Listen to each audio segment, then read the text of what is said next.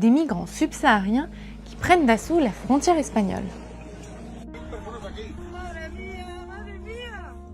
Sur le réseau social X, un internaute assure que cette vidéo est récente. La date affichée le 30 mai 2026 et le lieu Ceuta Melilla, 2 enclaves espagnoles sur la côte nord-africaine.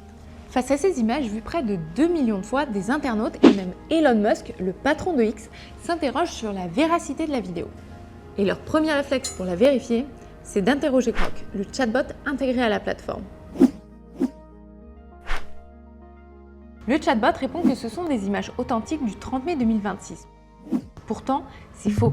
Ces images existent bel et bien, mais elles datent de 2022. Le filigrane sur la vidéo permet de trouver le compte qui prétend qu'elle est récente. C'est une page Instagram spécialisée dans les vidéos sensationnalistes. Et si on regarde juste en bas de la publication, on peut voir qu'elle a été signalée par un média de fact-checking espagnol. Neutral a contacté les autorités locales. Elles assurent que ces événements ne se sont pas produits fin mai 2026. Les images datent de mars 2022. On les retrouve dans un article du média espagnol La Vanguardia. Grok s'est donc trompé, induisant en erreur jusqu'à son propre patron, Elon Musk. Il avait quand même bien répondu sur un point, la légende du poste est inexacte. Le tweet prétend que le gouvernement espagnol vient d'offrir la citoyenneté complète à plus de 500 000 migrants.